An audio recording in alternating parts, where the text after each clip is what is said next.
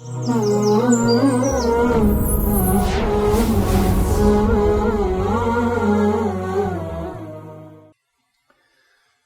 لله رب العالمين وصلى الله على نبينا محمد وعلى آله وصحبه أجمعين. شێنەوانەی کە خوای گەورە بە خۆشحاڵی پێکەینەوە تەماشای کارەکانیان دەکات. ئەم ریزە بەڕێزانن. یەکەم ئەوانن کە خۆیان زۆر پێویستیان بە شتێکە، بەڵام لەبەرخوا ئەو شتە دەبەخشن بە برا موسڵمانەکانیان و ئەوان پێشی خۆیان دەخەن. جارێکیان پێغەمبەر عەلەیهی سەڵات وسەلام میوانێکی هات. شتێکی وای نەبوو کە میوانەکەی پێبەڕێکە. داوای لە هاوڵێکی کرد کە ئەم میوانە ئەم شەو میوانداری بکەن. ئەویش هاتەوە بۆ لای هاوسەرەکەی فەرمی ئەم شەو چیمان هەیە؟ وتی تەنها خواردنی مناڵەکانمان هەیە. فەرمی دە خواردنی مناڵەکان ئامادەکە و مناڵەکان بخەرەخە و چراکەش وا لێ بکە کە میوانەکە هاودەستی کە بە ناخواردن من وا هاڵسم بۆ چراکە چاکی کەم ئەی کوژێنمەوە.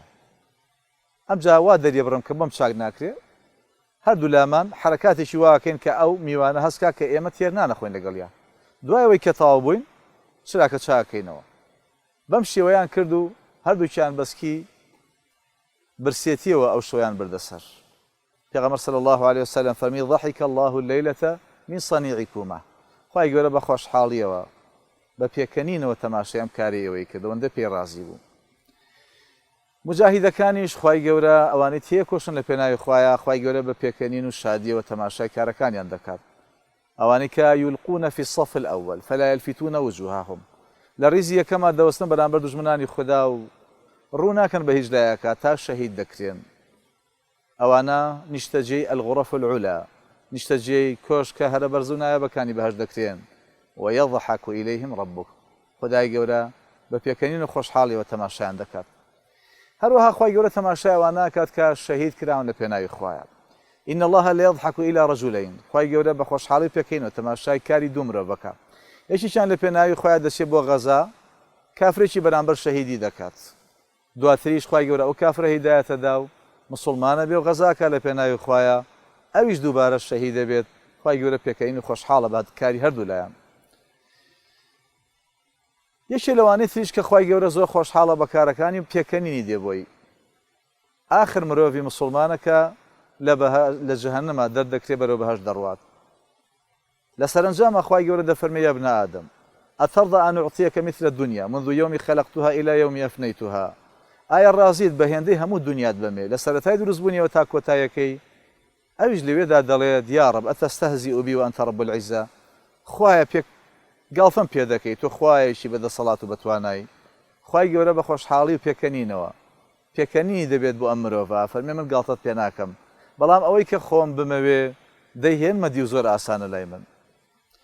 خوای گەورە سبحانه وتعالى پێکەنینی بە سێ چینی تریش دێت، یعنی پێکەنین و خۆشحاڵی دەردەبڕێ بۆ سێ چینی بەڕێز. یەکێ لەوانە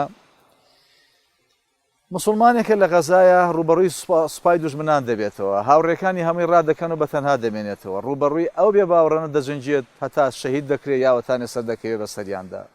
خوای گەورە بە پێکەنینەوە تەماشای ئەم کاری دەکات و دەفەرمێت تەماشاکەن دەیتوانی وەکو هاوڕێکانی ڕاکە، بەڵام لە پێناوی خوایە وەستا و تا شەهید کرا. دووەمیشیان مرۆڤێکە کە لەه فیراشون لەین و ئیمرأەتون حەسنا، ئافرەتێکی هاوسەرێکی شۆخ و شەنگ و جوانی هەیە و جێگەیەکی نەرم و گەرمی هەیە. لە پێناوی خوایە هەردوو لایەن بەجێ دەهێڵێ بەو شەوە هەڵە سێ دەستنوێژ دەگرێ و ڕوو بە خوای گەورە و میهرەبان سوبحانە وتەعالە نوێژ دەخوێنێت. خوای گەورە فەرمێت تەماشای کارەکەی کەن. لە لای هاوسەر و خۆشەویستین کەسیەوە لەو جێگە هەرە خۆشەیەوە خۆی دوورگرت هاتە مناجات کات تا سوپاس و ستایشی خواکە تا نوێژ بۆ خوای گەورە بکە سوبحانە وتەعالە.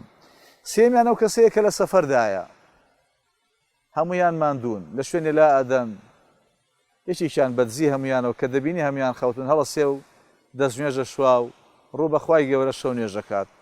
خوای گەورە بە خۆشحاڵی و پێکەنینەوە هەیە بۆ ئەمانە. ابن مسعود فەرمێ إن الله لا يضحك إلى رجل قام في ليلة باردة. خوای گەورە بە خۆشحاڵی و کامەرانیەوە بە پێکەنینەوە تەماشای ئەو مرۆڤە ئەکا کە لە شەوێکی ساردی زستاندا لەو جێگە گەرم و نەرمەی بەجێ دەیەڵێ دەچێت بەو ئاوە سادە دەست نوێژ دەگرێت، بەو سەرمایە دەوەستێ بەرامبەر خوای گەورە میهرەبان نوێژ دەکات. أبو الرزين شكل الصحابة خۆشەویستەکانی پێغەمبەر عليه الصلاة والسلام فەرمووی ئەوە يضحك الرب يا رسول الله صلى الله عليه وسلم خوای گەورە صفەتی پێکەنینی هەیە پێغەمبەری خوا فەرمی بەڵێ فەرمی کەواتە لەن نعدەم من رب يضحك خيرا کەواتە دڵمان خۆشە هەرگیز بێبەش نابین لە خەڵات و دیاری و بەخشینەکانی خوددایەک کە خاوەنی صفەتی پێکەنین بێت و مژدەیەکی تریشمانە داتێ پێغەمبەر عليه الصلاة والسلام أفرمي إذا ضحك الله إلى قوم فلا حساب عليهم خوای گەورە پێکەنینی بۆ هەر مرۆڤێک هەبێت ئەو مرۆڤە بە هیچ شێوەیەک لێ پێچینەوە و لێپرسینەوەی لەسەر نابێ لە ڕۆژی قیامەتدا خوای گەورە بمان کا بە یەکێک لەو هەرە بەڕێزانی کە خوای گەورە بە پێکەین و خۆشحاڵیەوە تەماشای خۆی و کردەوەکەی دەکات و خوای گەورە بە باشی خۆی شادمان کە لە تێکرای سزاکانی پارێزرامان کە وصلى الله على نبينا محمد وعلى آله وصحبه أجمعين.